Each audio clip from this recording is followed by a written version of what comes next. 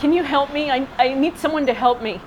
My 16-year-old daughter is she's a prostitute downtown, and we found her, and we had the police come try to help us get her out, but then the gang surrounded her with their guns, and the police got scared, and they left, and I don't know what to do. The gang has her, and they're gonna kill me and my family if we try to get her out, and I need your help. Can you help me? I'm Dr. Lois Lee, the founder and the president of Children of the Night.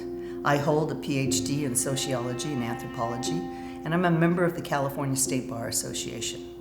In 1973, I authored a paper for the Pacific Sociological Association entitled The Pimp and His Game. It detailed 16 strategies pimps use to entice young women into prostitution and to maintain them in that role.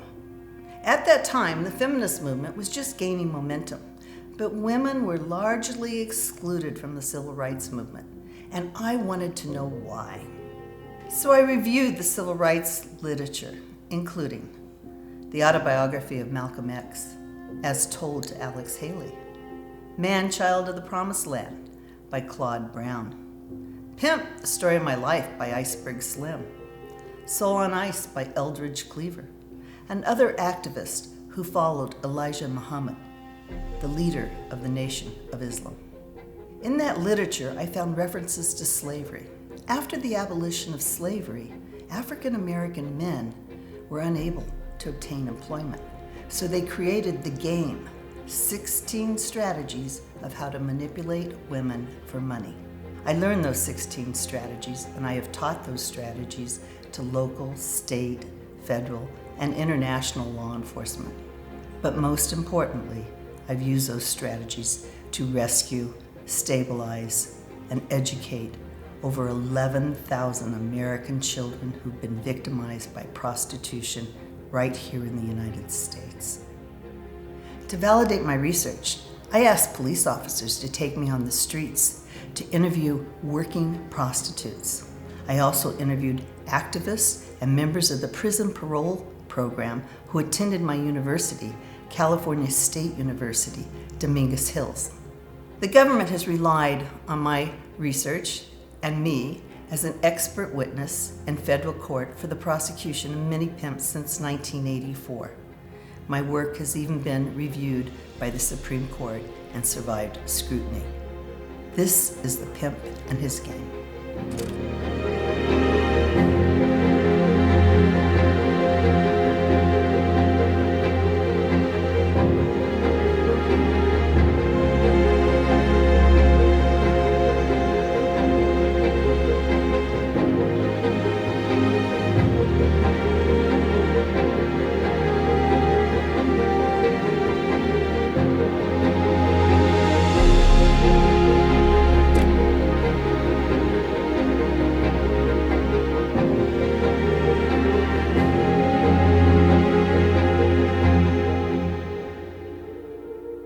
To be a successful pimp, you must have a gift of gab.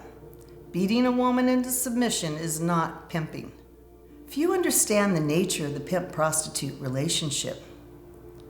In order for the police to arrest and prosecute a pimp, they must have a victim who's willing to testify, and oftentimes she's unwilling to do so. When I testify as an expert witness, my testimony is to educate juries as to why a young woman would prostitute, why she would give a pimp all of her money, why she would put up with the beatings and still stay with him.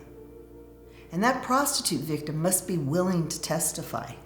And oftentimes she's terrified to testify because of the games that the pimp has played on her mind. I've been testifying since 1984 for the federal government to explain to juries the psychological strategies, these 16 strategies of how pimps manipulate and maintain prostitutes in that role. And that is the reason, the sole reason, they sometimes appear as willing victims. When asked by the prosecution if I'd like to meet the victims, read the police reports, I always say no. Just put me on the stand, ask me about the 16 strategies, ask me how he controls her and manipulates her. Then put the young lady on the stand and let her tell her story. The stories always match. We have never lost a case.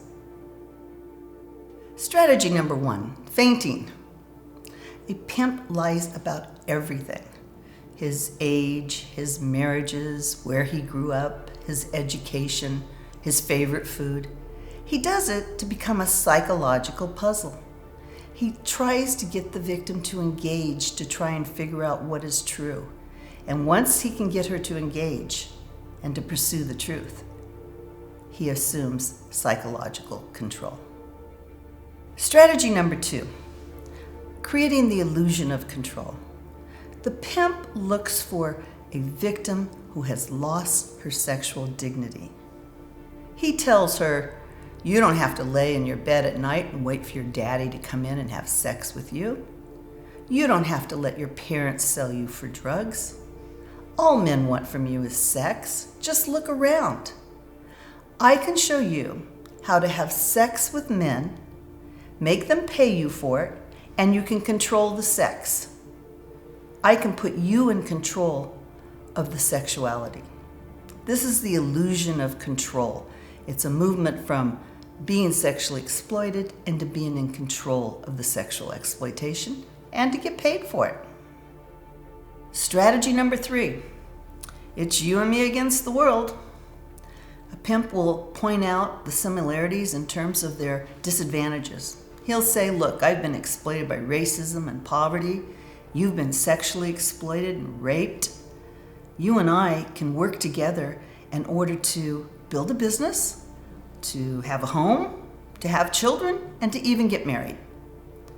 We can take advantage of squares by using them to get the lifestyle that they have. It's you and me against the world. This is a very powerful alliance for a young woman who's never had control over her life.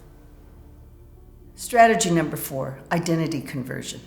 He presents a positive characteristic with a negative characteristic, such as, you may not be pretty enough to be a prostitute. You may not be smart enough to be a prostitute. And in order to reduce her psychological discomfort, she will comply in terms of his expectations. He says only stupid people have those low-paying jobs. Look at the lives they live. We can have a wonderful life together because we're smarter than squares. Strategy number 5, establishment of performance expectations. The first thing a pimp does is a deep quiz. He wants to find out what his victim cares about.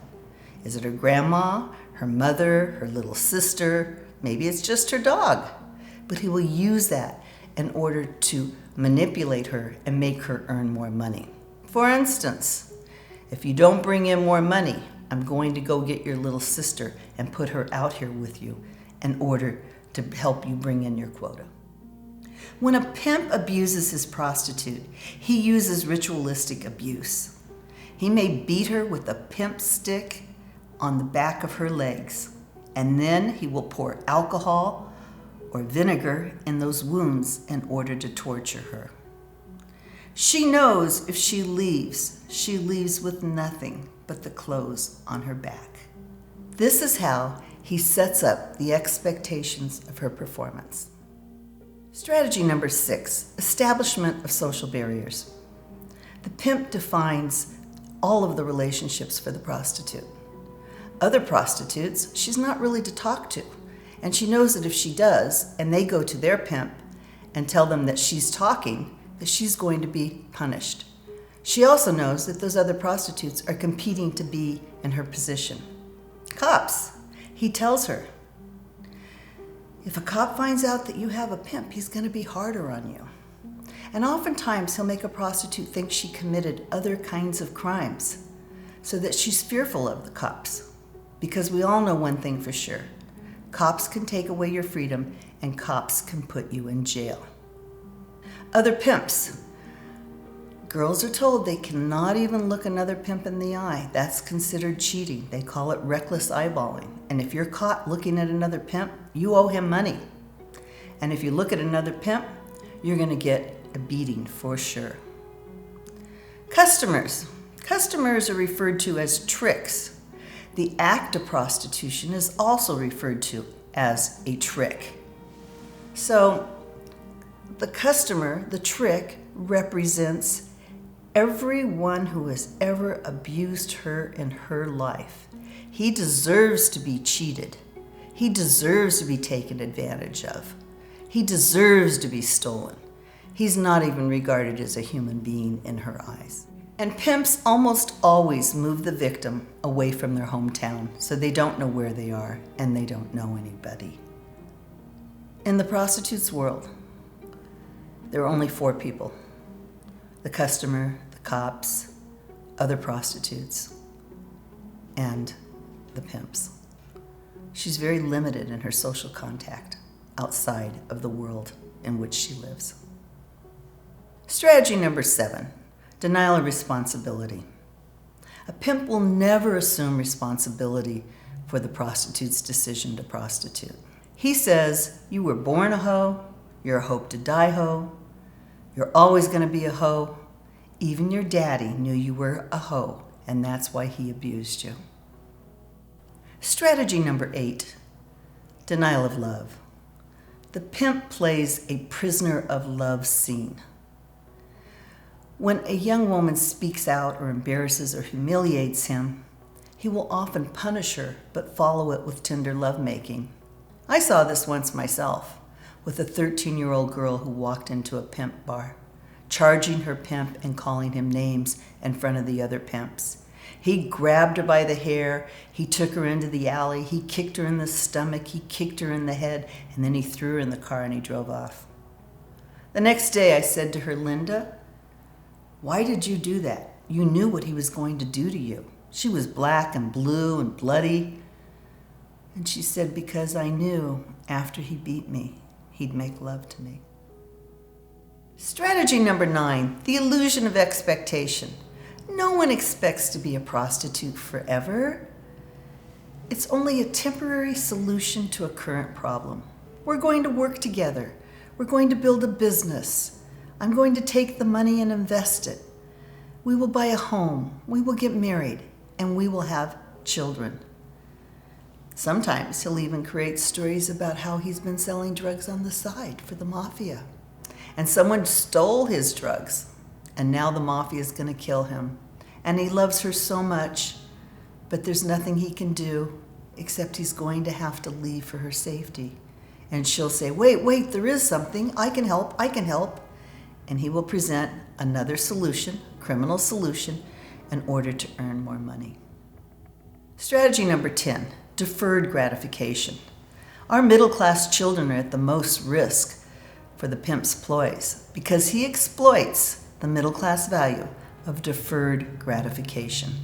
If you put aside your needs, if you work hard, you will reap the rewards. When I asked young women where do they want to be in 5 years, they all said the same thing. They wanted to be married, they wanted to have babies, their husband would have a business, and they would have a home. They use unconventional means in order to obtain the traditional things that most young girls want. This is again another ploy of the pimps to entice young women into prostitution.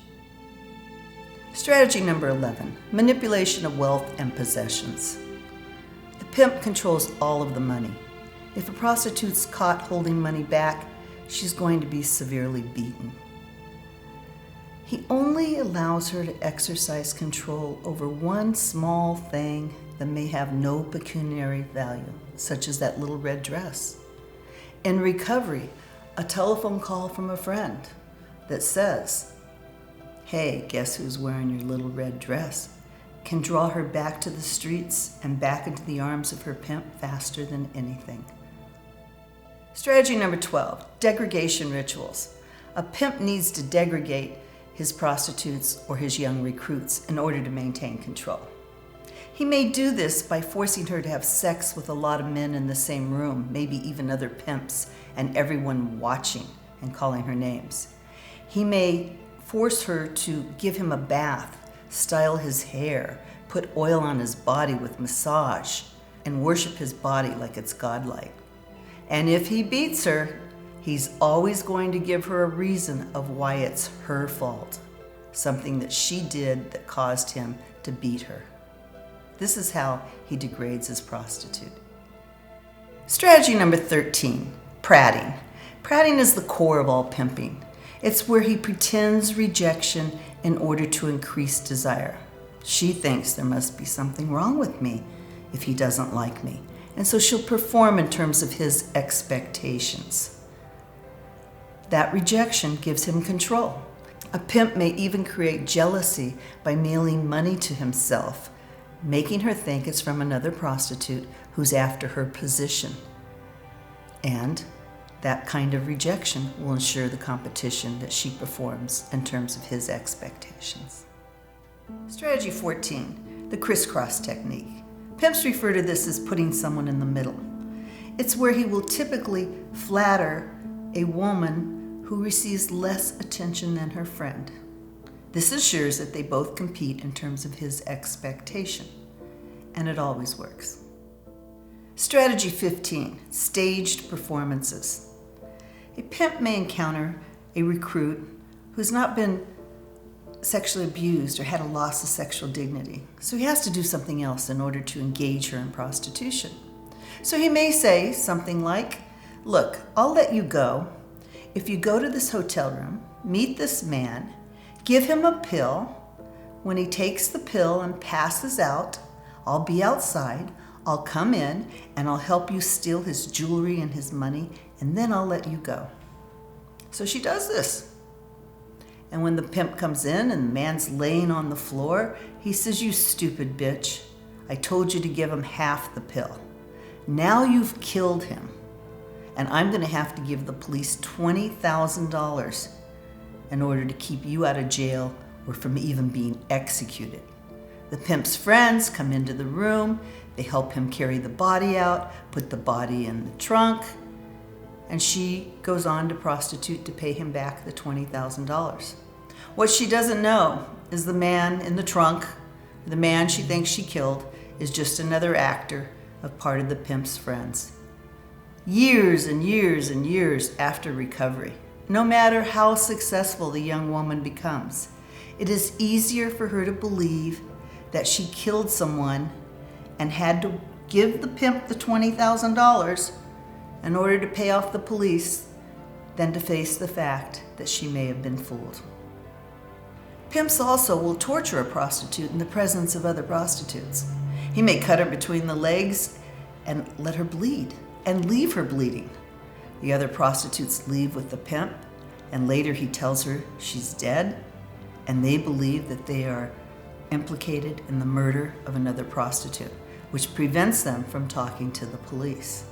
When police ask me about these cases, I tell them this is just another one of the staged performances of the pimp. They will never find a body, and most of the time they don't. Catchers are low-level pimps. They often will kidnap a girl, put her in a motel room in the back of a motel, and charge people $15 for 15 minutes to do whatever they want. And after a week or so, a pimp, a more sophisticated pimp, will come in, kick in the door, say, "What's going on here? Honey, you need a man to take care of you. No one's ever going to treat you like this again." He takes her out of the hotel room. He gets her medical treatment. He takes her to his home. And then she's his prostitute. Staged performances are very, very powerful. They create a belief in the victim of prostitution that she's committed more serious kinds of crimes, which makes her more fearful of the police, isolating her, and afraid of where to turn for help. Strategy 16, organization and manipulation of the stable. A pimp who has more prostitutes always has something known as a bottom bitch. She's the one who gets special privileges. She gets to sit in the front seat of the car. She gets to sit next to him at dinner. She may get to stay with him in the hotel room. All of the other prostitutes compete for her position. The other prostitutes are kept in teams, and those teams compete against each other to earn the most money. He also creates competition within the teams. A fat girl with a skinny girl, an old girl with a young girl, whatever the opposites are. And if you can throw a lesbian in there, that works too. The pimp ensures that the teams compete and that the women within the teams compete, and all of them compete in terms of his expectations. The pimp tells his prostitutes, each one, why he loves her the most, with a different reason. I love you the most because you're the most beautiful. I love you the most because you're the smartest. I love you the most because you're the most loyal. And we're just using the other girls until it's you and me that are going to have the house and the business and the babies. And then when prostitutes talk among themselves, and sometimes they do, one may go to the pimp and confront him. I hear you like her the most. And he will say to her, bitch, don't you understand? She knows I love you the most. And she knows if you leave, she moves into your position and receives all the rewards. This ensures that a group of women who are working as prostitutes stay with the pimp. I'm Dr. Lois Lee, the founder and the president of Children of the Night. Since 1979, I have used these strategies in my work with over 11,000 children who've been victimized by prostitution right here in the United States. I have rescued, stabilized, and educated these children, and by sharing my knowledge of the game, I have assured that they will never return to a pimp.